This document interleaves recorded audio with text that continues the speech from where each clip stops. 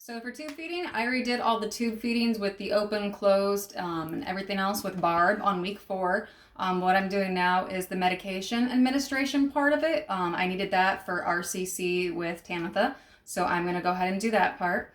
I'd start with my before, during, and after procedures. You're going to make sure that you identify the patient by 2 identifiers: his name, date of birth. You need to look at his wristband, check his medical chart as well, see if they got the same number. You need to attend to standard precautions. You also need to perform the procedure according to agency policy, provide privacy, have good, proper body mechanics, and raise the bed up to your level, which is safety. Yeah. All right, at this time we are going to go to our poor guy over here, our poor man. We're going to be doing the medications through his G-tube.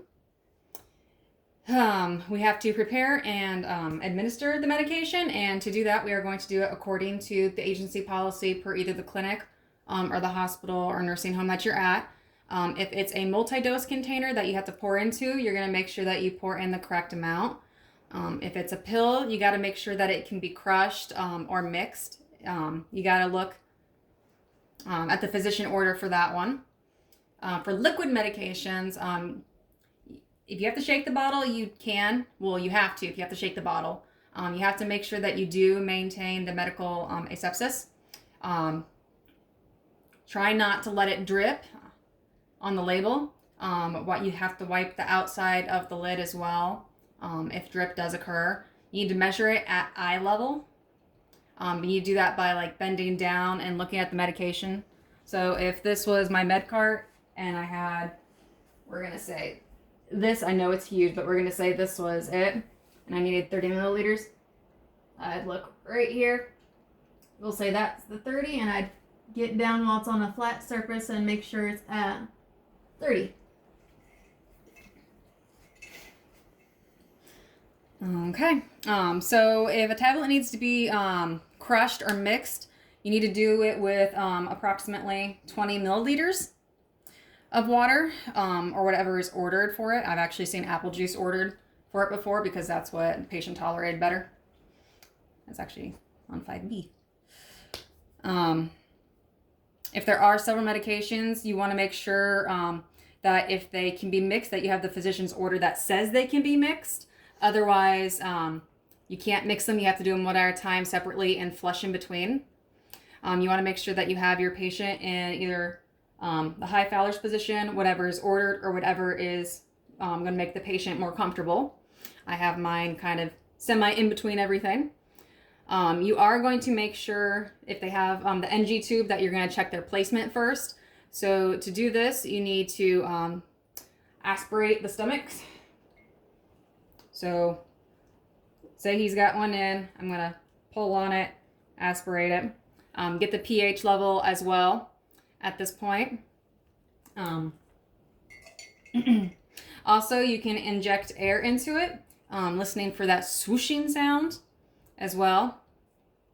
You can also ask the patient to open their mouth. You're going to look inside with your pen light to make sure that there is no coiling in the back too.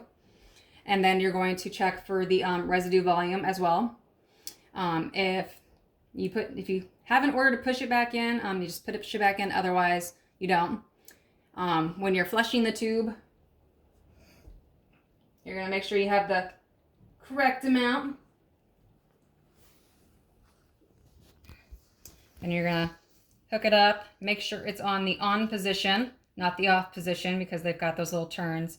And then you're going to slowly flush it. Then you're going to turn it to the off position. And then you're going to unhook it. It's usually between 20 and 30 milliliters is what you do for that one. When you're doing medications, you can either do it by depressing it with the plunger, like I just showed you, or you can do it to where you have to take the plunger out. I don't know if I can get this plunger out. Oh, I can. Hey, look at that. Where you get the plunger out and you hold it. You only make sure to fill it about halfway, just because when they laugh, giggle, or talk too loudly, it can spill over.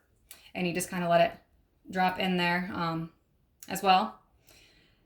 Smaller tubes do about 30 to 60 milliliters in the syringe. And it can be poured into with larger ones. This is not a larger one. After you're done, you're going to make sure that you flush it. So again, you want to make sure that you've got the proper amount in here. So I would get my 20 or 30.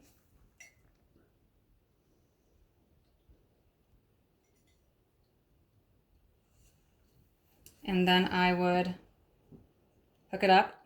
I'll make sure it's on the on position, and then I would flush it as well.